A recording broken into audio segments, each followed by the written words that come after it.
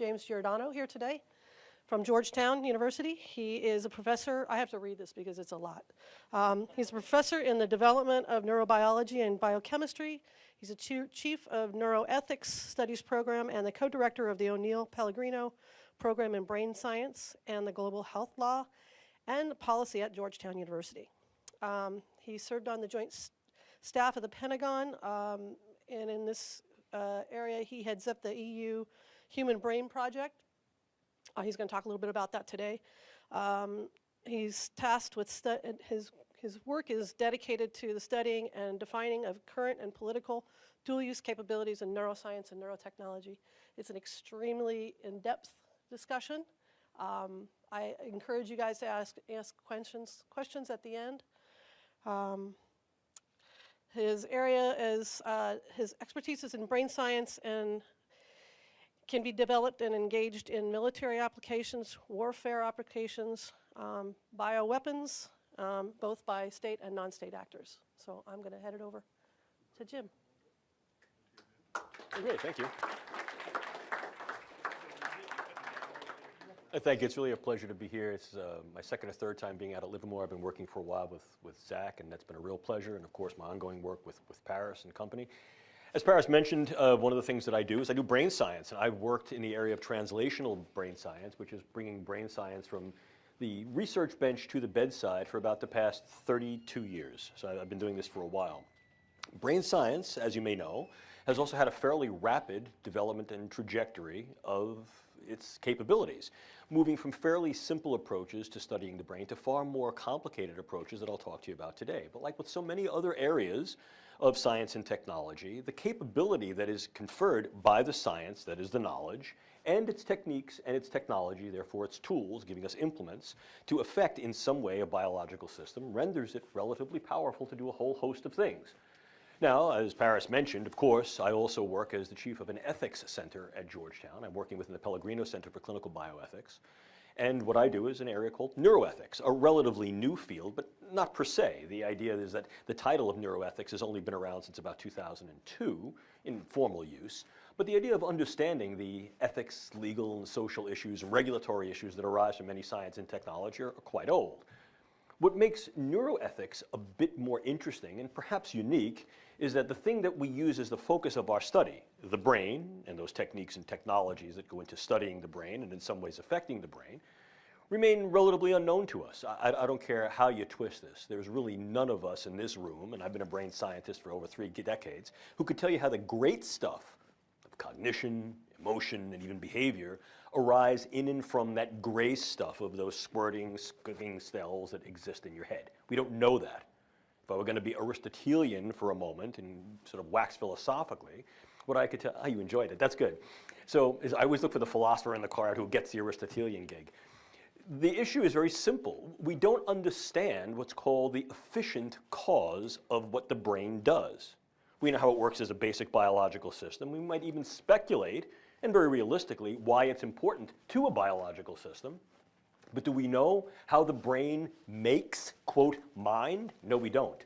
Yet, that doesn't stop us, because there's something called the mechanistic paradox, which is although we need to understand the mechanism of how and why something works, we also fall victim to the fact that very often we use what's called satisficing information. In other words, good enough for government work, and we'll just proceed on smartly. Moreover, what that also does is raises the intersection of a host of unknowns. If we don't know how the thing that we're affecting works, well, the beauty of it is the tools that we develop help us to understand that. But then we have to revise what we think are the key issues that come from our tool use on that thing. This is not what's called reductio ad absurdum. This is not reductive thinking. It's real. That said, let me take you on a little trip in time into brain sciences, what they really do. Let me move this down here because I'm so short you can't see me over the bottle of water.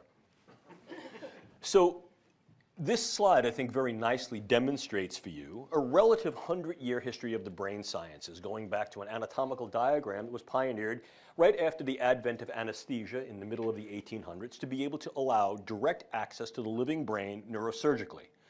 Now, what that allowed us to do is to manipulate the structure of the brain, and as a consequence of that, see what artifacts occurred with regard to individuals' thought, emotionality, and behaviors. Of course, we all know the prototypic example being Phineas Gage, the railroad worker who got a tamping iron through his frontal lobes. and as a consequence of that, survived, but as the adage says, Phineas was Phineas no more. So the issue here is that there's something ticking away within your cranium that makes you, you. That renders the brain sciences exceedingly important, not anymore perhaps in certain ways than other areas of the biomedical sciences, but in ways that are both practical and philosophical. In other words, if I'm able to in some way assess and affect this thing that is in at least some way demonstrably and perhaps to a large extent responsible for making you, you, your persona, your thoughts, your hopes, your dreams, well, look at the power that that can yield. We like to talk about influencing hearts and minds, but this is a question of influencing brains to influence hearts to then influence minds. Continue to look at the slide, because what you see is the interesting dance that essentially technology has allowed the brain sciences to advance with. We've gone from these rather rudimentary examples of utilizing these techniques of surgery during the beginning of the last century, the 1900s, to being able to utilize ever more sophisticated anatomical and molecular probes to understand the brain at a variety of ever more nuanced and granular levels, and ultimately to not even have to intervene with the actual structure of the brain, but to be able to assess the brain in real time, utilizing convergent forms of neuroimaging coupled to a host of neuroelectrophysiological techniques. This has been very, very important, because what this allows us to do is essentially something akin to this, both literally and metaphorically, which is to essentially put the brain at our fingertips. This is my brain. I take it out nightly and floss it. With my haircut, it makes it rather easy. But there is something I want you to also understand about this. If you were to do exactly as I'm doing here in this slide, which would be to put your brain in front of you, first of all, the mere size of it, I think, is somewhat interesting to people.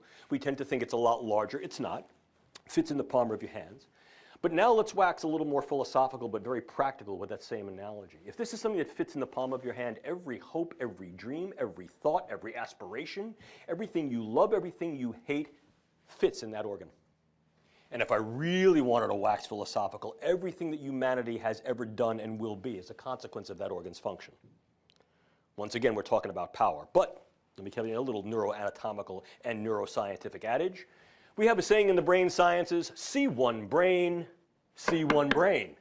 which means that despite the fact that if I pulled my brain out of my head and his brain out of his and her brain out of hers, it would basically look like that with regard to its gross architecture. The devils and deities lie in the details. Our brains develop as a consequence of their embodiment in me and you, and as a consequence of the environments we work in, which means that what the brain sciences are helping to do is to figure out both what brains have in common and what brains have in difference. Now, the beauty of that is, through the iterative use of big data, what we're able to do is to create large-scale patterns, maps, atlases of not only individual brains, but groups of brains, and use these things comparatively and normatively. The more we know, the bolder we go. Puts the brain at our fingertips. But what you want to see is that the brain sciences have, in fact, created a tremendous amount of momentum and potential. And that is the momentum to be able to assess, access, and affect. And we'll talk a little bit more about that. What it really does is it creates an opportunity to affect the way humans think, feel, and behave on a variety of levels. And those levels don't only extend within the individual organism, in other words, being able to affect thought, emotion, behavior with regard to ranging all the way from the synaptic to our social interactions individually, but it also allows us to then exert certain levels of intellectual assessment, knowledge acquisition, and control about human relations on the individual to cohort to group to community to local, regional, even global scale. And obviously, we can, in fact, use that information and arguably the capacity to be able to not just use the information, but to actually physically affect the brain through these techniques and tools in ways that are important to, meaningful for, and highly leverageable within national security, intelligence, and defense agenda. This is no different than other forms of science and technology. Arguably, one could say that the individual with the most sophisticated science and technology has always looked to bring those into those agendas to defend kin and kith, to be able to advance an ideology, to be able to defend those things we hold dear. History teaches us that. The latest and greatest tools are very often incorporated into these large-scale agenda, particularly by mechanized and technological countries. We've seen this historically throughout the ages. this being no different. So the idea that what we're able to say is that the leverageability of the brain sciences extends from the synaptic to the social, and from the individual to the global, is not just a lot of fancy rhetoric. It is, in fact, real and realizable. Moreover, in utilizing the brain sciences in these ways, I think it becomes important to understand a formal definition of a term that I will use repeatedly throughout this lecture. This term, a weapon. As directly cited from the Oxford English Dictionary, there are two interactive and I think important definitions of a weapon you need to understand. The first is as a means of contending against another. We hear this colloquially. Someone who has a great sense of humor says, oh, their sense of humor is a real weapon. In other words, they can use it well to interact with others positively and in some cases derisively. The old sort of film noir movies where it showed the sultry woman sitting in the bar and she'd show some leg and be like, those gams are a weapon. Those kind of things. Yeah, it's a means of contending against another. For those of you who are far younger than I, gams is a slang for legs. It doesn't necessarily have to be in a derogative or denigrative way. It is a way of contending against another. I can use humor as a weapon to disarm someone. I can use affability as a weapon to make what may have been a potential foe or hostile my friend.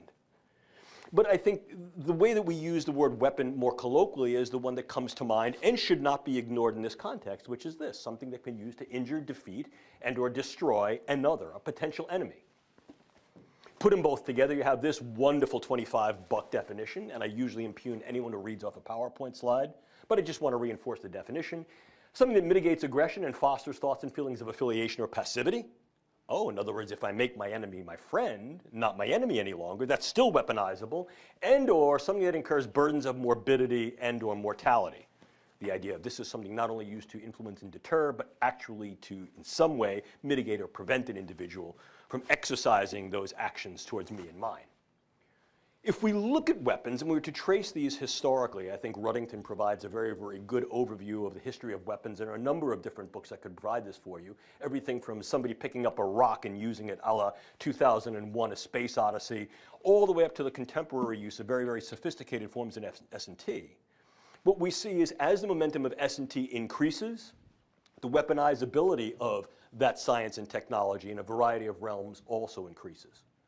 It used to be that I need to be exceedingly close to someone to now influence them with a weapon, and now what we see is we create both distal potential as well as much more capable potential to affect them in a variety of different ways, ranging from the sublime all the way up to the severe. So we know this to exist. There are two types of weapons, those that are called soft weapons and those that are called hard weapons. If we now take a look at the brain sciences as weaponizable, a real word by the way, we can see that in fact the brain sciences are weaponizable across both dimensions, soft weaponizability and hard weaponizability.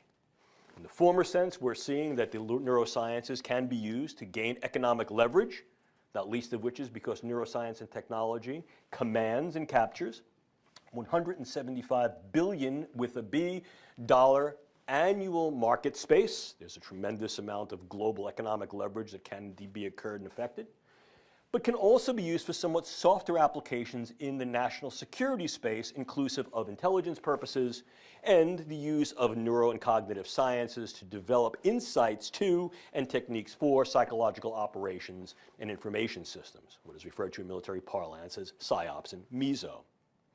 If we now transition that into more hard forms of weaponizability, these are the areas where we're actually looking to exert physical, not just cognitive influence and or deterrence. These are your more classical forms of weaponization where you actually see things like guns, bullets, bombs, etc. But now, when confined to the biological space, we see chemicals such as drugs and other chemical agents, biological such as the use of various microbes, both bacteria and viruses and toxins, and increasingly devices, which up until quite recently were not even considered to be in the weaponizable space, and only very recently, with regard to the last review conference of the International Biological Toxins and Weapons Convention last December, did the Australia group raise the possibility that certain devices, namely neurotechnology and hybrid cyborg-type devices, which we'll talk about, should be considered within the larger scale of what might be a potential biological. So what we're seeing is we need to cast a broader net as we increase broader and ever more sophisticated capabilities. Still with me? Okay. In fact, what we're doing here is just this. We're targeting the brain. And we're targeting the brain on a variety of levels. Now, like any good target, what I have to be able to do is I need to put the pipper on point. In other words, I need to put this gun sight, so to speak, where I want it to be. Otherwise, what I'm doing is I'm just hosing a target indiscriminately. That's not what I look to do. I don't want buckshot. I want sharp shot. So the first thing that I need to do, as anyone will tell you, is I have to recon my target area quite well so as to be able to acquire viable targets and also to avoid collateral damage. The assessment neurotechnologies do a very good job in doing that with increasing sophistication. They're not used individually. They're used in a way that's called co-registered. I can use forms of neuroimaging, and these are diverse. They run the gamut from the older forms, such as things like computerized tomography and single photon emission tomography, to the much newer forms that utilize a highly specific electromagnetic pulse signal, not only to be able to image certain brain areas, but also to image tracts, communicating networks and nodes within the brain in a directional way in rather rapid time. I can utilize neurophysiological recordings such as electroencephalography, and I've dialed in the specificity of that as well through the use of quantitative techniques. I can also look at neurogenomics and neurogenetics, taking a look at genetic profiles of individuals and groups to be able to determine what genes may be in fact coding for certain structures and functions of the brain. I can utilize proteomics and other forms of biomarkers, and I can utilize neurocyber-informatics. In other words, I can harness all of these forms of assessments to a big data approach that allow me to make both comparatives and normative indices not only within an individual, but between individuals, not only between individuals, but within and between groups on a variety of scales. So the idea of assessment technology, in many ways, combines each and all of these, and the combinatory power of that is facilitated and fortified through the use of big data. We've written comprehensively about the use of big data as a force multiplier in neuroscience and neuroweaponology, and if you're interested, I'd be happy to provide that to you. But the idea here is, like so many other forms of recon and evaluation and assessment, we as humans tend not to turn rocks over just to look what's underside. We turn rocks over so we can use what's under there. The brain is no different. If what I'm doing is I'm trying to put a pipper on target and make sure it's square on point, I want to do something with that. This is not just a let's go see mission. This is a let's go see so that ultimately we can translate this into some viable effect, either of the knowledge or to actually target these things through the use of some technique or technology. Now what we're looking at is the interventional techniques. Do not ignore cyber, because power comes from knowledge and information. And if I understand how a brain works and how neurocognitive mechanisms are operative and the various impressions we then gain in our thoughts, emotions that may ultimately feed into behaviors, I can manipulate the type of information and its delivery so as to be able to influence brain state. This is part of the incentive and underlying rationale and methods that were employed in a DARPA program called Narrative Networks that was led by a colleague of mine, Dr. William Casebeer. Exactly at doing that. The more we know about the way a brain works, the more we can utilize said information to develop key narratives of psychological and meso operations that are then viable to be able to then be used to influence individual and group brains. We've done this for a long time. This is also referred to incidentally as neuromarketing. And ordinarily, I just kind of shy away from that neuro prefix because people tend to use it literally nonsensically. And in fact, a quick homework assignment for those of you who are students in the room. I never lose my professorial demeanor. For those of you who are students in the room, after the lecture today, sometime maybe over the week or weekend, just go to a magazine store, a bookstore, and pull out a few magazines. They don't even have to be science magazines. They can be like fitness magazines, Wine Spectator, Whiskey Advocate. My God, I sound like an alcoholic. Whiskey Advocate, Shape, Vanity Fair. I guarantee you that there's going to be some discussion there with a picture of a neuroimage that says, this is your brain, fill in the blank. Drinking beer. This is your brain in love. This is your brain after a breakup.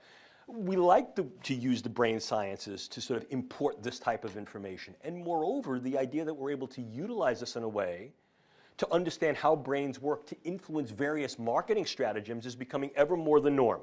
I have a colleague of mine who makes big six figures working for a marketing firm to be able to intuit these types of studies, bringing people into a scanner and seeing what they respond to, and then developing verbiage and image to be able to do just that.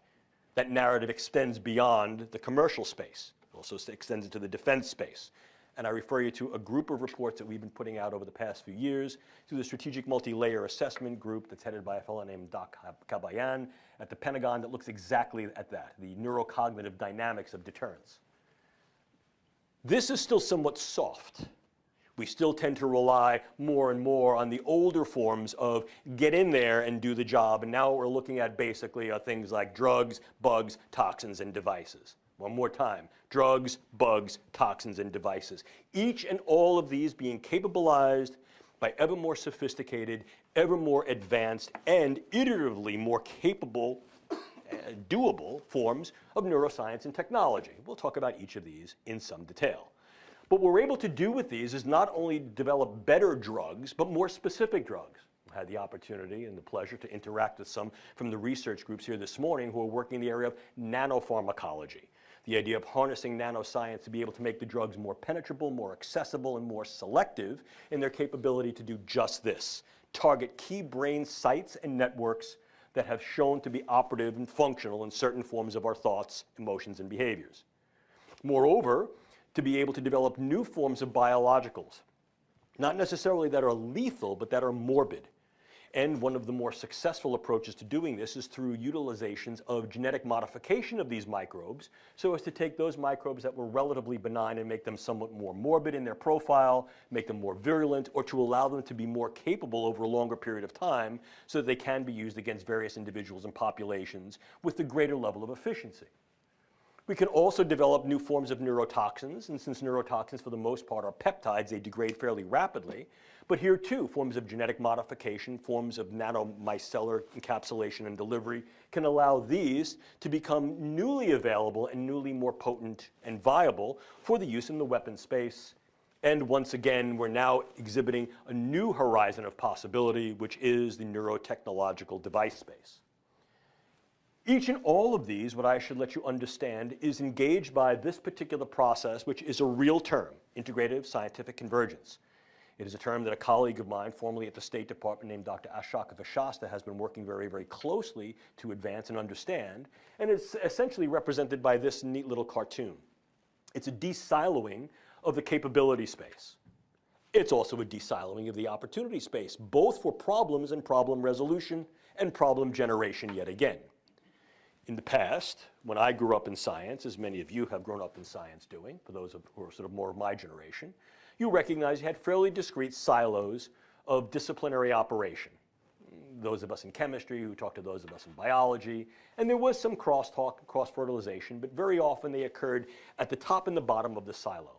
Things that occurred within the silo occurred within the silo. Sort of like what happens in Vegas stays in Vegas, what happens in your department stays in your department. More and more, however, we're moving towards this conjoinment model that de-silos the operation and opportunity space and allows for a much more convergent engagement of what the brain sciences can do. And in fact, for those of you working in the brain sciences, you recognize that there's a relatively sort of fluid dynamic that occurs between physics and chemistry, chemistry and biology, biology and behavioral science, and undergirding and perhaps overseeing all of these are both engineering models and computational models. These have been capabilized by this. So it allows us to conjoin cyber science and tech, the anthro and social sciences, natural sciences, biotechnology, and nanoscience and technology in a large integrative model that increases the viability, validity, and ultimately perhaps value of what the brain sciences can achieve in a fairly short period of time. And in national security, intelligence, and defense agendas more and more, this type of convergent approach is being harnessed upon assessment, access, and targeting of neurological structure and function so as to be able to get a better insight to and influence of individuals and groups on a whole host of levels. One of the things that makes this work, as I alluded to earlier, is the use of large-scale data banking and data utilization, what's referred to as big data. Not to belabor the point to excess or in extremis, understand it is used as a force multiplier. In other words, it takes the forces that are there and it multiplies both their capability and ultimately their value and utility as a consequence of being able to utilize large volume data banks, which then are able to engage, assimilate, synthesize, and pull down in real time individual cohort and populational data tiers, and in so doing allow multiple tier integration, multimodal, multi-level, and then also allow real-time access requirements that can be utilized in practice. In other words, we can use these large-scale data integrators to be able to pull information about him and her and him in a comparative way, in a normative way, and also in a way that allows us to then develop various tools to be able to understand how better to access him and her and him, and all of, as you can tell from my New York accent, use. Now, this has to be scalable in many cases. Check, it is. It has to be customizable. We're still working on that one. It has to be accessible, clearly, because multiple user groups, shareholders and stakeholders, have to get to it. And it has to be shareable. There are some issues that go along with that. And for those of you working in the neuroengineering space, this has been a long-standing issue, I would say in some cases, problem, with regard to developing the right types of big data tools and techniques, specifically for large-scale integrative projects, such as those that are being funded by DARPA, subnets, systems-based neurotechnology for emerging therapies, RAM, restoring active memory, haptics, et cetera. Multi levels of different types of data coming from different types of engineering and science that have to be pulled together to make a cogent picture. But we're doing that. We're moving in those directions. And in some cases, you also want to anonymize or de-anonymize these data, and there are some security issues that you would imagine go along with that. But the other issue that goes along with this is that, at least on the research to translation side of the house, you see these increasing needs for what we call security. And I mean real security. You want these things to be secure in terms of their use, because I'm providing a lot of information about the you-ness of you. Perhaps your lifelong history, your medical records, things about your brain, what they infer. And the nature of these systems is that you have to stack different types of data platforms and use platforms. And although I am not particularly a cyber technology mogul, my colleagues who are tell me that if something is stackable, it's hackable. I tell you from my own experience, what I am is a longtime judo player and wrestler, and I know if you want to knock somebody down, even the biggest guy goes down at their weak points, and that's their joints. And this is no different. And so the issue here is, yes, we need this tool. We're developing this tool. We see the viability and value of this tool. But we also recognize the vulnerability of this tool, as do others. Key point. Which means that as we're beginning to look at the potential weaponization and weaponizability of neuroscience, we also have to recognize the vulnerability of the tools we're developing to make it work. Those are not only our own vulnerabilities, but those are the vulnerabilities of those other groups that may be engaged in this. But now let's move a little bit more into the more direct applications of viable neuroscience and technology with regard to battlescape use, battlescape applications. I've given lectures over the past couple of years and written chapters that have directly attributed the brain as the next battlescape, and I truly believe that, as do a number of my other colleagues. I'm not alone in that belief. The idea of developing a much more punctate and much more clear definition of what dual use constitutes, and recognizing that this is in fact a very usable domain of the brain sciences, I think is a reality we must face. So much so that let me give you a little bit of history as an aside, not to bore you. In 2008, a convening group of the National Academies of Science created a special commission, a task force, to take a look at the viable military use of the brain sciences. In 2008, they said, yeah, there's a lot of stuff going on there, but it ain't ready for prime time yet. 2008. In the interim, there was an ongoing study being conducted in Europe by the Nuffield Council of Bioethics that devoted a specific chapter to the weaponizability and dual use potential of brain sciences and said, you know, we're getting very close. And they estimated that within about a year or two, this would in fact be translatable and ready for prime time. In the United States, the same convening panel of the National Academies reconvened, and in 2014 wrote a second report that said, yes, indeed, the brain sciences have matured to a point not only where they are ready for primetime national security, intelligence, and defense applications, but are currently being investigated and in some cases are being used in such endeavors, not only domestically but worldwide. 2008 to 2014, what happened? I'll tell you what happened. It reflected the transitional pace of progress in the brain sciences, which has gone from between 15 and 20 years down to a translational space of about 60 to 72 calendar months. In 5-year windows of opportunity, the brain sciences are able to make ardent strides, and as a consequence of that, are now moving rapidly for their consideration into this operationalizable space, ever more.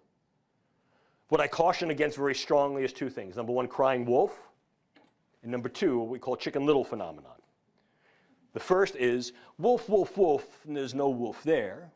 So finally, when there is a wolf there, we're caught with our knickers down around our knees. And the second is the Chicken Little phenomenon. The sky is falling, the sky is falling. That's exaggerative claims. That does nobody any good, and it wastes resources. This is not crying wolf, and this is not Chicken Little. There's a wolf there.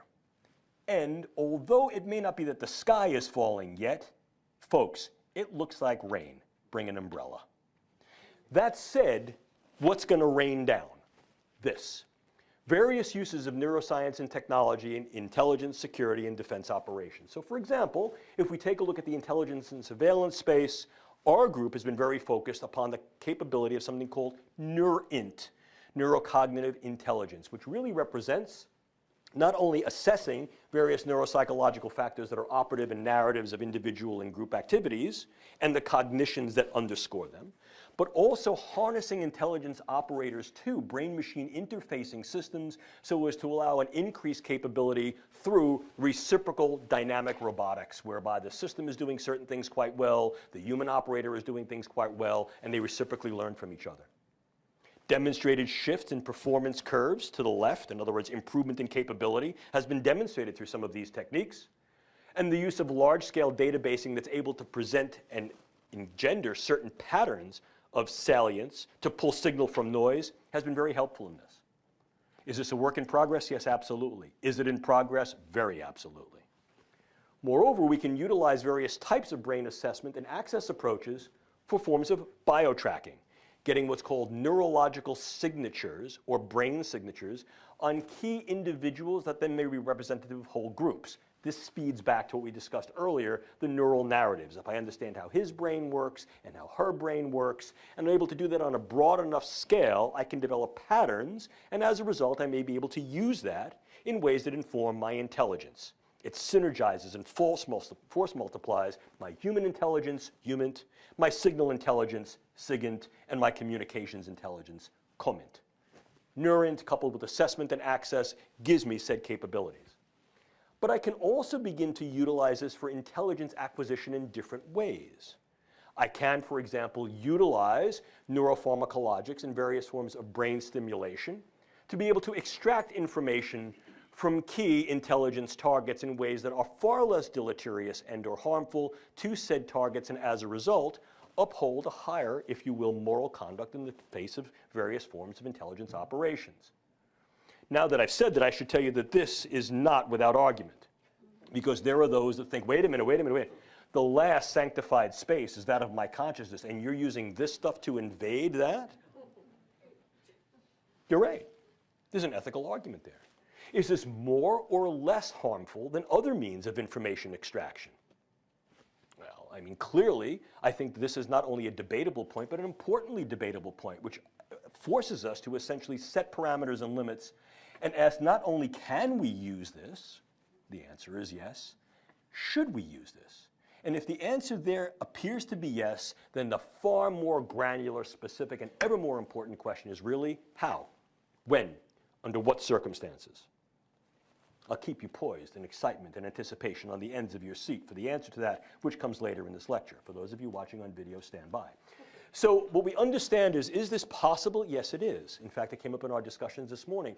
Might it be possible to utilize these techniques and technologies for information acquisition, particularly in those ways that are going to be far more efficient without incurring, quote, burdens and harms on those who are interrogating? And what are the scenarios into which they could be used? Again, the short answer to the question is yes. The long answer to the question is how, when, why? These are percolating, and certainly I don't think there's a necessarily definitive answer, although there seems to be at least an ethical posture that may be useful in trying to adjudicate the approach. Moreover, we can also utilize something called TITAN, which is Tiered Integrative Tracking and Access Networks that utilize biologically implantable chips to then track key individuals in a variety of circumstances and then yoke these to known information about the way brains work to create narratives and behaviors. And essentially what this does is this adds to what's called human terrain teaming. This feeds back to an older idea called naked man approaching. In other words, I don't need to identify you by your uniform, by your clothes, but perhaps by certain anthropometric characteristics, and in this case, biological signatures. So the idea of indwelling biosensors that are able to then upload remotely telemetrized, this is what happens when the coffee wears up, telemetrized information is quite real. Those of you working in the area of biosensors, RFIDs, understand the potential power here. This is a key area for dual use because these types of sensors are being developed for populational monitoring of key biological variables that can be then uptaken into health information databases. The same type of thing can be used for other forms of information, not least of which is tracking and identification. The idea to then be able to take a key individual set of biological metrics and immediately in real time pull them into a large-scale data analytic to say, this is who this person is, and this is where this person's been, and this is who this person has been interacting with, could be very, very useful. It also obviously opens the specter. It clearly opens a Pandora's box of potential neuroethical, legal, and social issues. Once again, it refers to the context of use and how we define what is good, not only what is right and capable. We can also utilize neuroscience and technology to augment the capability of potential warfighters, not just intelligence operators. This sort of gets into some of the discourse that had been bantered around previously in the field with regard to, quote, super soldiers, and what we're able to do with regard to capabilizing functions of the brain to then increase our cognition, our emotions, and our behaviors in a variety of warfighting type tasks. Can you do this? Well, this is the area of neuroenablement. Yes, of course you can, within certain parameters. And like so many other things, it's less than ideal and less than complete. But can we target key neurological substrates, change the function of those substrates, and in so doing, approach various trajectories of improving individuals' cognitive skills on key tasks, emotional capabilities in the key circumstances, and behaviors and actions and key performance parameters? Yes, we can. Are there limits? Are there constraints? Yes, absolutely. But how can we do this? Well, I think one of the easiest ways, although not necessarily the most effective, is through the use of advanced neuropharmacological agents. And there are a host of them. Certainly, we hear a lot of the discourse about performance-enhancing drugs, not only in terms of the military, but for a variety of other uses, inclusive the civilian side of the house, where people are looking to take a variety of drugs, stimulants, eugeroics, vigilants, anti-sedative drugs, to be able to then increase their capability to study, to function, to be better at work, cognitive enhancers. Could these be used within military and security intelligence frameworks? Yes, absolutely we could. Could we also use computational brain-machine interfacing? Without a doubt. Could we use closed and open-loop brain stimulation approaches, not necessarily through the use of indwelling devices, such as implants, but also perhaps through the use of non-invasive brain stimulation, such as transcranial magnetic and electrical stimulation? The answer appears to be yes.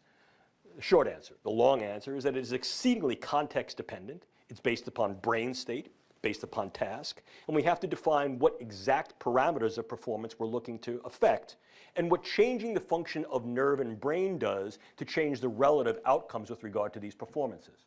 But that doesn't mean we can't do it. The question is, should we and how? The same is true with regard to neurosensory augmentation. Here I'll speak very specifically to some of the programs you have ongoing. There have been some bioengineering programs here at this laboratory that has looked at the capability to increase visual acumen, if not restore sight, to individuals who've lost their sight.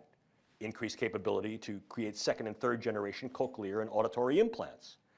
These are not limited to the usual range of the human sensorium, but can in fact be used to get increased focus, what's sometimes referred to as eagle eye, or sometimes referred to as bat's ear. So the ability to then extend the sensorium and modify human capability outside what falls within the Gaussian distribution of what is human clearly is capable here and may be paired to other forms of neurological intervention to create open and closed loop brain systems to really expand not only the capacity of the human system within its functional range, but to go beyond that and now have something called exceptional modification. No sci-fi here, folks, only facts. Then we get into the real form of a weapon. And we're talking about a real form of a weapon. Remember, this is a means of contending against another in each and all of these dimensions.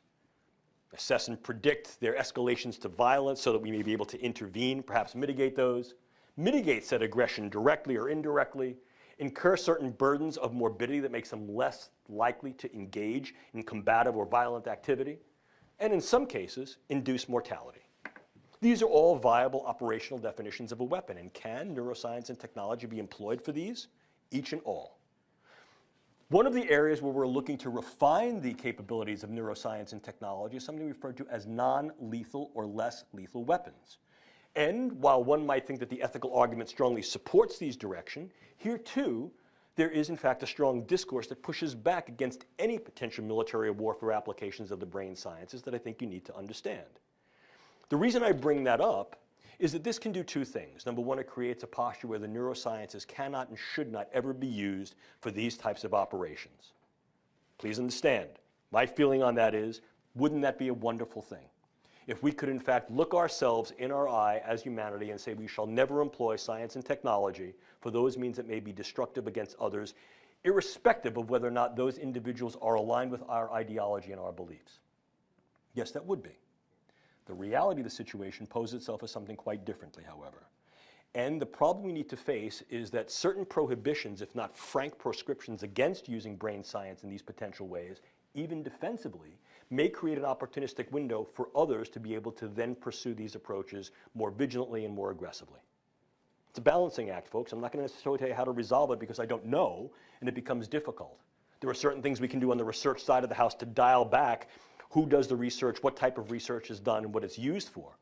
But this is a cat that's already out of the bag, and as I hope to demonstrate to you in a moment, this is being conducted on an international scale, and so it may be a little late to start thinking about we're never going to use it like this and what happens if we do or we don't. What types of kind of neuroweapons can we engage and develop? Well, I provide them for you. I don't want to go down into specific granularity as to what each one of them do because I don't want to give you bad dreams, and you're not going to blame me if you wake up in a cold sweat screaming in the middle of the night. But this is what we can do with these things. Again, let's think here about drugs and bugs. If we're looking at drugs, we're looking at what we call in-close pharmaceuticals. These are not weapons of mass destruction. These are weapons of mass disruption. What they can be used to do is create particular yet highly selective effects in individuals so that they can be delivered at very, very low doses, yet deliver a high amplification effect that's called a hormetic potential, to be able to alter cognitions, emotions, and behaviors. How do you do that? Well, you can work on key operatives. In other words, this individual who's sitting before me may be a diplomat. They are now coming to interact with me. They may have a posture that does not necessarily align with mine. Can I alter their cognition? Can I alter their affiliation? Can I alter their emotionality? And in such a way, might I be able to alter their behavior? Yeah, I can. And if in fact this individual possesses political or charismatic capability, charm, charisma, leadership potential, to then stand before their people and say, this guy's my best buddy now. They might go, well, I'm following this guy. Or they might think he's stark raving mad and I've created social disruption within his political ranks. I can do that on a variety of levels, from individuals who are head of a small family or group, to the tribal, to the community, to the large-scale population. So we can utilize these things to be able to affect key operators and dynamic individuals who may charismatically, politically, or through other means of power be able to affect groups. It's a ripple effect. It is a ripple effect. Moreover, we can induce a number of neuromicrobiological agents to then incur something called high morbidity. These are not necessarily mortal agents. We can modify the existing palette of bacteria and viruses through the use of gene editing techniques. Very viable. This has been some of my ongoing work with my colleague Diane Diulis at National Defense University. And what we can also do is recognize that there are existing microbiologicals that can be harnessed to then induce the effects. We can also engage certain chemicals that way. What we want here is a morbidity factor, not necessarily a mortality factor. I want to make people sick. And what I do here is the virus is not necessarily the bug. The virus is what I put over the internet. Let me show you how I can crash a system pretty easily.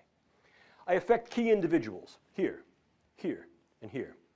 And then I take another community in the back of the room. I affect key individuals there. And then I take another community. I affect key individuals there. And then I do what every good attributional group does. I beat my chest and take credit for it.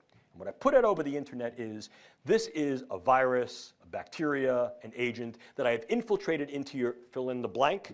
I say it's a weapon of mass destruction. And what I tell you it's going to do is it's going to produce paranoia, anxiety, and sleeplessness. What I've just done is I've recruited every paranoid hypochondriac to think that they have whatever that is. I've used salient and sentinel cases, and I create essentially a legion of what's known as the worried well. They now flood emergency rooms. They flood their clinicians. The CDC responds back and says, no, no, no, there is no such a thing. And I've created a schism of trust between the population and the polis. It's both a short and a long war's effect. Moreover, I can create particular neuromicrobiologicals that may have a much longer duration of action, for example, modified Zika virus. And what I can then do is, as a consequence of that, is I can affect subsequent generations to incur a public health morbidity and mortality effect that then creates an increased economic and perhaps social burden. Long war scenario. If I wanted to do something that's a little bit more proximate, I can utilize nanoparticulate matter. Now, we can utilize nanoscience to create much better drugs, to get them where they got to go in the brain. I can create nanoscience and nanotechnology to be able to escort certain drugs across the proliferant barrier, which is the blood-brain barrier and cerebrospinal fluid barrier. So I get these things where they got to go. But I can also utilize nanoparticulate matter in a very indiscriminate way. The idea here is that I can get something called high CNS aggregation material that is essentially invisible to the naked eye and even to most scanners because it is so small that it selectively goes through most levels of filter porosity. These are then inhaled either through the nasal mucosa or absorbed through the oral mucosa. They have high CNS affinity. They clump in the brain or in the vasculature, and they create essentially what looks like a hemorrhagic diathesis, in other words, a hemorrhage predisposition or a clot predisposition in the brain. What I've done is I've created a stroking agent. And it's very, very difficult to gain attribution to do that. I can use that on a variety of levels, from the individual to the group, highly disruptive. And in fact, this is one of the things that has been entertained and examined to some extent by my colleagues in NATO and to those who are working on the use of neurobiological sciences to create populational disruption. Very, very worried about the potential for these nanoparticulate agents to be CNS aggregating agents to cause neural disruption, either as hemorrhagic and vascular disruptors or as actual neural network disruptors because they interfere with the network properties of various neural nodes and systems within the brain. Then I get to the area of devices. And this, in many ways, is going to be less than definitive. The reason for this is highly evolving and I think is limited only in certain cases by context of imagination. What are the devices? Well, I have them here for you here. You have neurosensory mobilizing agents, and to some extent, some of these have already been used. Things like high output sensory stimulators that can be administered from unmanned vehicles, drones, insect-borne, or larger scale, macro scale vehicles such as tanks, cars, etc. These are sensory mobilizing agents that use high electromagnetic pulse energy that may also utilize high levels of sound, high levels of light energy, and they disrupt neurological sensory function. Already being used, now they're being developed with higher specificity. The idea of intracranial pulse stimulators take this one step further. Now the idea is to utilize direct electromagnetic pulses to be able to disrupt neural network aggregation. There have been some animal studies that have been done that look at the viability of electromagnetic pulses across various distances to essentially disrupt the network properties of the brain and create confusional models. So these are both individual and group disruptors. You also have the idea of the altered reality tactics that is primarily used in irregular warfare. And here, once again, when we understand the construct of the way neural networks operate, they operate by key controller and influencing nodes that interact with other neural networks within the brain electrochemically. If we can utilize transcranial mechanisms to be able to disrupt this, what we can do is we can create disrupted neural network aggregation and literally disrupt people's sense of time, space, and place. And there have been a number of experiments that have examined this, more in the medical context of looking at how we can try to control epilepsy. And we do recognize that these things are viable, although they have not yet been translated directly into operational use. But they have been entertained for certain forms of special operations in irregular warfare, and so they're on the palette of possibility, although not near-term probability. Yeah. If we go one step further, I think it becomes important for us to also understand that we can utilize devices slightly differently. This is the idea of the sort of non-human cyborg. And I don't use that word in any way colloquially. I mean it literally. A cybernetic organism that is an integration between a biological system and a technological system. The pioneering work in this field was done years ago. It was Delgado's work with deep brain stimulation in a bull. He utilized deep brain stimulating electrode coupled to a remote device, got into the bull arena, induced the bull to charge, pressed the button, and arrested the bull's forward motion. Stopped, poised right before him. See what I can do through the use of cybernetic interactive systems. Remotely controlled brain systems, brain interfacing. Could we now utilize that on different scales? Well, we're not talking about dropping electrodes into people's heads, despite what people will say. This is not a large-scale program to infiltrate the population with indwelling electrodes. With all due respect to Elon Musk, I think the actual translation of that into a broad-scale event within the population, as it very, very least speaks of the fantasy, if not fictional, and I think in many cases is very, very difficult to translate. Will key individuals get certain implants? Yes, I believe they will. Will key individuals also be able to get the benefits of translational neurosurgery that decrease some of the risks and burdens? Yes, they will. Will this be widely seen as a mechanism of individual and crowd control? No, it will not, at least not in the immediate future. But what has gone from the drawing board to the reality is this: the use of neural interfacing and physiological interfacing through the idea of remote-controlled small-scale systems to be able to modify the behavior of non-human animals on a variety of scales, small mammals, and increasingly the use of insects. The pioneering work was done by DARPA, something called the DARPA beetle or the DARPA fly, and more recently, an independent, non-DARPA-funded commercial enterprise, calls itself Dragonfly, has been able to utilize a combined set of techniques, both direct neural stimulation through the use of what we call macro technology and optogenetic control of key neuron firing patterns, to be able to direct the wing beats and pulses, and as a consequence, directionality of a dragonfly. And characteristically, an insect of about that big works quite well because it can not only carry this particular payload, which is very, very light, and now does not have the burden of the prior DARPA beetle that needed a battery. This utilizes a solar rechargeable source, so it is infinitely powerful, but must also be able to bear the burden of now these very, very small scale, and in some cases they're looking to the high level nano or at least low level micro scale use of various electrodes that can then both record and perhaps deliver certain types of payloads as well. So the idea of now going back to these very, very low dose nanopharmaceutical delivery of toxins or other chemicals and utilizing this as a controlled vector becomes a real possibility. Note, this has not been directly addressed, nor has it been entertained by any United States government entity in a public forum. This is not what DARPA has intended this device to be. This is supposed to be a surveillance device that could be used for public health and also to monitor key environmental factors. And the same is being touted here, that this is not a device that is weaponizable. The reason I tell you about it is that this was a point of considerable debate and discourse at the recent meeting of the European Union Human Brain Project Subcommittee on Dual Use. And I stood before these people and said to them, you know, this is not being entertained in these ways. And the response there was, yes, but it should.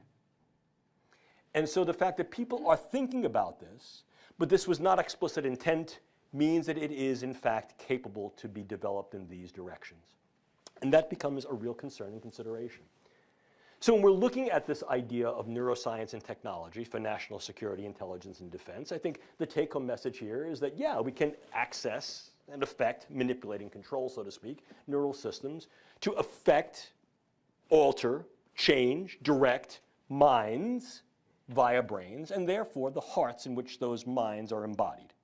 We used to talk, as I said, about hearts and minds. Now, through the use of neuroscience and technology, minds and hearts is a far more viable description because it describes for us explicitly the root of engagement. What we can do here, I think, is very provocative. What we should do, that's still, I think, a point of contention and represents a work in progress. And I think the reason this becomes so contentious is that although we may even be able to leverage particular amounts of regulatory pre- and proscriptional control over large-scale governmental agenda that are dedicated to these efforts, and may even be able to exercise such control onto the commercial interface, a growing problem is the do-it-yourself biological market, what is commonly referred to as the biohacking community. And it's problematic not inherently because of what it is they do. This is public science. It's a science taken out into the public forum, utilizing available tools and technologies that indeed allow individuals to create highly valid scientific techniques and technologies in their backyard, in their basement. I think there's a strong push towards public science that in many ways is applaudable. And I'm not impugning the community nor its efforts. What I am doing is I'm putting out a warning. I'm giving forth sort of the need to take heed and perhaps take action. This is also a very vulnerable community. The reason for it is twofold. Number one, that there are individual actors, as with any community, who may have different agenda. And those agenda may not necessarily be, for what we consider to be always benevolent, wanting to do good purposes. Or, let's face it, it could be wholly benevolent, but my good is not yours. And as a consequence, the ideology, purpose, and intent of what I seek to do may not necessarily be consistent with what you seek to do. Moreover, the level of financial base that would allow certain distinctions and certain integrities of control and safety may not be present in all of these operations. And as a result, accidental contamination, accidental spill out of one silo into the public silo may be burdensome, risky, or harmful to the public health. And then, of course, there is the relative corruptibility and diversion of that community by key individuals who may be susceptible to venture capitalists or other state or even non-state actors that have very, very discrete agenda, not all of them necessarily benevolent, or not all of them aligned with the key interests of here in the United States or some other country. There is a vulnerability profile that I think needs to be made aware. And of course, there has been a response to this, and there has been activity in this direction because this community is also dramatically and ongoing, dynamically interfacing with the Federal Bureau of Investigation. Some of our conferences here at Livermore have been able to engage these partners in, I think, a very, very meaningful dialogue. And I urge this in a public forum, that this dialogue should continue, not in a suspicious way, but in a way that protects the individuals who are operating in the do-it-yourself biology community from their relative purloinment, and also recognizes that there are potential threats to not only that community, but the community at large, and as a consequence, national security and defense. The reason I tell you that is that this also speaks to what can be done and what should be done about it. And although I'd love to be able to stand before you now and say, here are the answers one by one, I can't do that. I can't, not in a definitive way. And one of the reasons for that is I think we can certainly talk from our own pulpit, and we can only discuss the palette that we have available and which we can manipulate here. Indeed, many of the things that I've spoken to you about with regard to biologicals, chemicals, toxins, they're controlled. But I think that the other issue then becomes twofold. Number one, that signatory treaties do not only guarantee compliance and performance, and number two, not everybody has signed the treaty. And if I go one step further, not everything I've talked about falls under the purview of the existing treaties. Case in point, these biologicals, in some cases, and these technologies in others. Put them all together, I get a much larger grab bag of combinatory approaches that can be used that are not explicitly addressed in the current signatory treaty's language, scope, or purpose. And as a consequence, what this does is it opens the door for possibility. Possibility certainly fosters probability.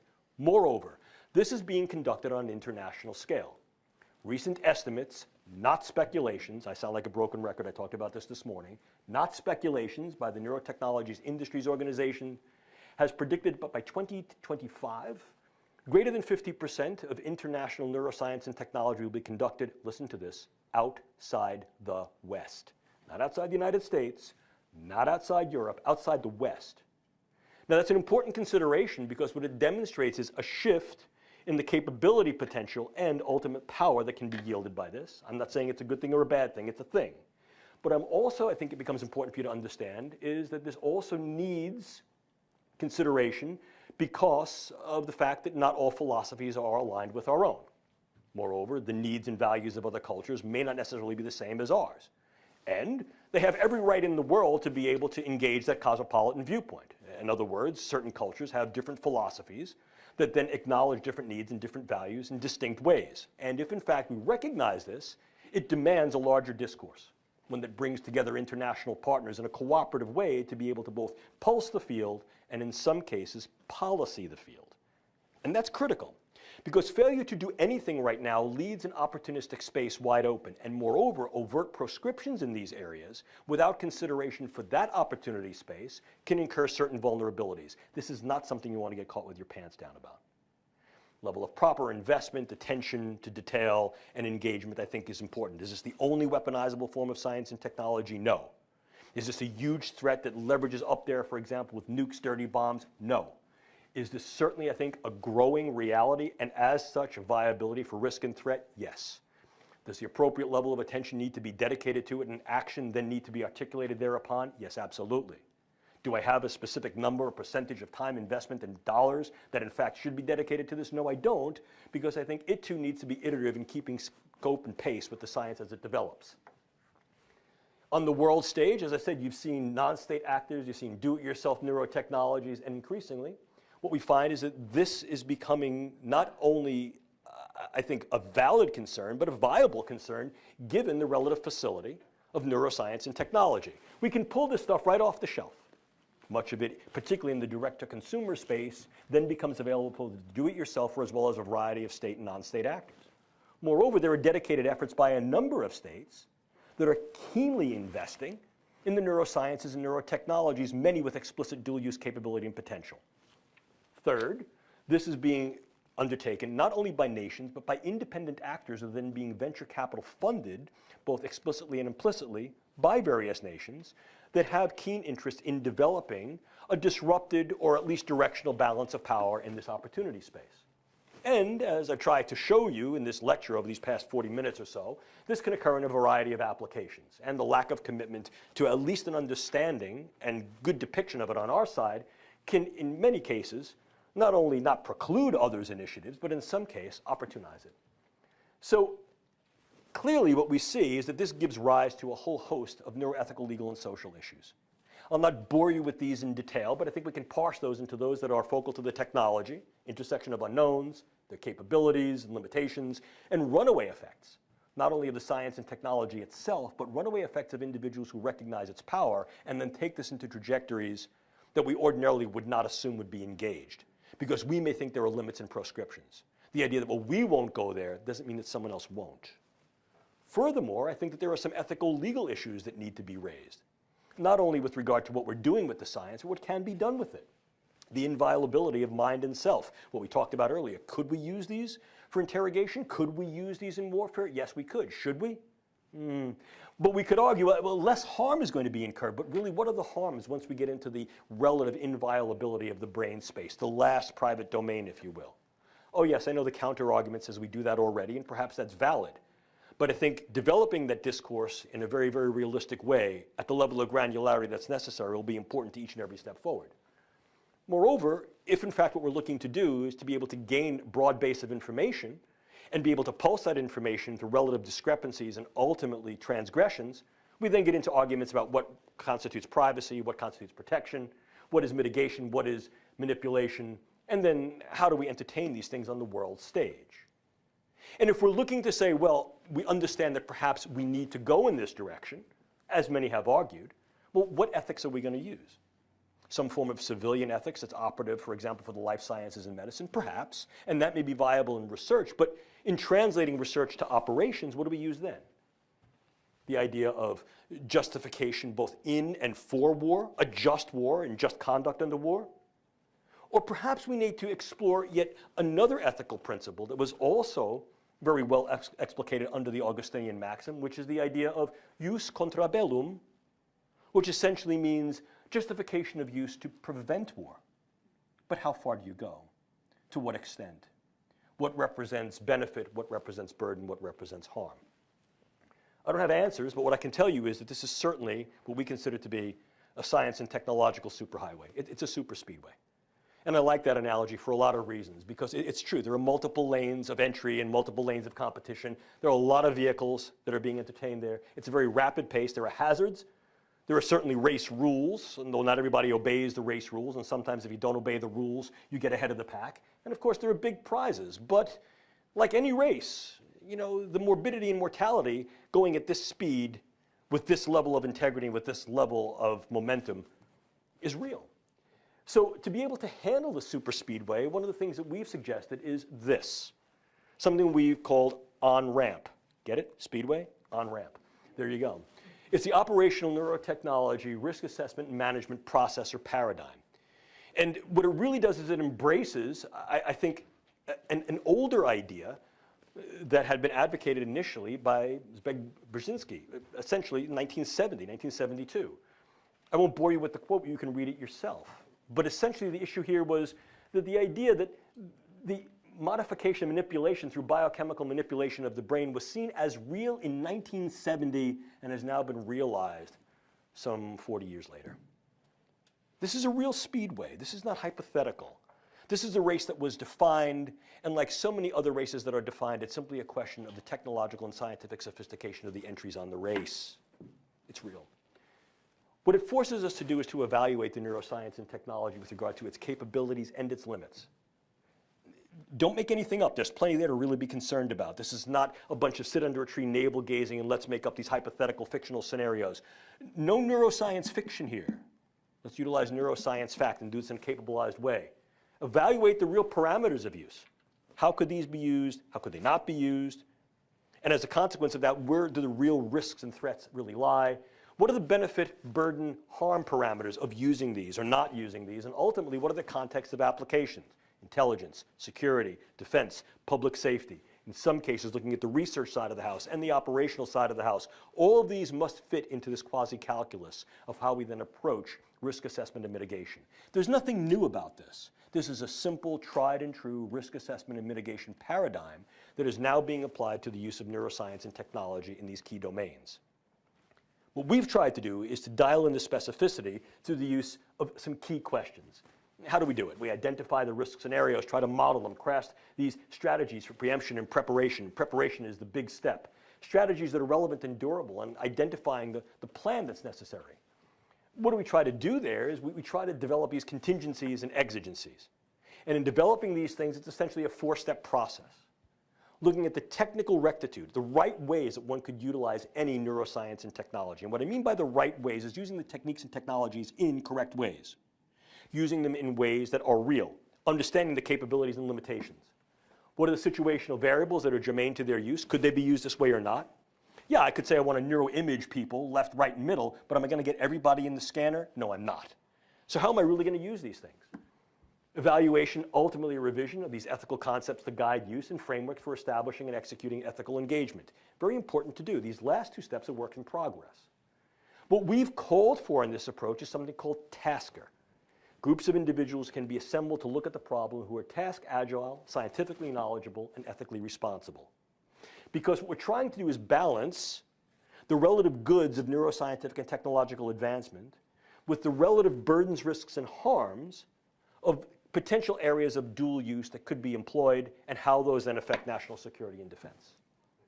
We've called for a series of questions called W framing questions. What can the technology do? When will it be used? Under which circumstances? In whom? And then we frame these in what we call C contingencies. What is the actual capability of the science and technology? How it will affect the character of those upon which it is used? What are the consequences that its various use or non-use will incur? What are the contexts in which it may be employed, not employed, and what are the contingencies that go into that? And ultimately, are there issues of consent or non-consent that need to be defined? Because the thing you don't want to do, and the thing that we're arguing against, is doing this and getting this. Is unraveling the potential Gordian knot of what the brain is, only to open a can of worms by so doing. It's not a question of not going forward. It's a question of looking at what we call footfall effects. It's not a prohibition or proscription against putting one foot in front of the other, but it's recognizing of where those feet are going to fall and what the consequences are where you put them down. And also recognizing we're not walking alone. Because ultimately, by taking that approach, which is a preparedness approach, what it allows you to do is to remain steady, irrespective of your gait or your stance, and do so irrespective of who's pushing and who's pulling. Work in progress. I wanted you to be aware of the work that we're doing in neuroscience and technology can certainly be leveraged and I think advanced for good within biomedical and even broadly non-biomedical arenas with regard to public use, lifestyle use, and occupational use. But as with so many other things, this is a double-sided blade that can be leveraged not only for good, but for different definitions of good that in some cases can incur harm. No, no, no, this is not cry wolf. Certainly the sky is not falling. But be able to differentiate a puppy from a dog from a wolf, recognize that wolves have teeth, recognize that wolves have claws, recognize that wolves have a pooper on the back end, and all those can get you in trouble. And no, as I said before, sky's not falling, but certainly looks like rain. Bring an umbrella. Because, as I like to say so many times, with neuroscience and neurotechnology comes great knowledge and great capability. With great capability comes tremendous responsibility. Those of you who are working in the field bear this responsibility. You know, my dad was an engineer. I say this at the end of every lecture I give, and I'll say it here unapologetically. And one of the things we used to like to do when I was a little kid, our sort of like father-son activity, was to build things and fix things. And I still like to work on airplanes and motorcycles and stuff. And when I was a little kid, my father had this thing he used to do. Every month, he'd give me a brand new tool. He was teaching me how to use tools. I got really excited after the first few tools. I thought I knew exactly how to use tools. I was a little kid. What did I know? And I remember once very, very vividly, he gave me this new tool. I want to run off and use it. He put his hand on my shoulder and he says, Jim, slow down. Measure twice. Cut once. Sometimes you can't go back. Wow, Dad. Great advice. Neuroscientists, neuroengineers, colleagues, friends, those of you working in national security, intelligence, defense, those of you working on the policy side of the house, let's measure twice. Let's cut once. Because sometimes all of us won't be able to go back. It's a difficult field. If you want to get in touch with me, you know where I live. It's right there. Hold on. Boom, boom, boom. It's right there. If you want more readings in the field, I'll provide these for you. Certainly this PowerPoint is available to you. This is the part of the lecture that is the unabashed self-promotional plug. If you'd like to read more deeply about the uses of neurocognitive sciences in national security, intelligence, and defense, I recommend this. There are other books. Certainly the reason I give you this is because I'm proud of it, not because I did it, but because it was an effort in bringing together great minds from an international perspective to be able to look at the field and at least illustrate some of the ethical issues, if not solve the ethical questions that go along with it. And once again, I think the thing that we need to understand is that realistically, whoops, boom, boom, boom, come on, come on. There. The future's in our hands here. The brain's at our fingertips. The last thing in the world we want to do with this capability is fumble it. So with that, I'll end my presentation. I'll thank you for your attention. I hope I didn't bore, and there's plenty of time for questions. Thank you very much.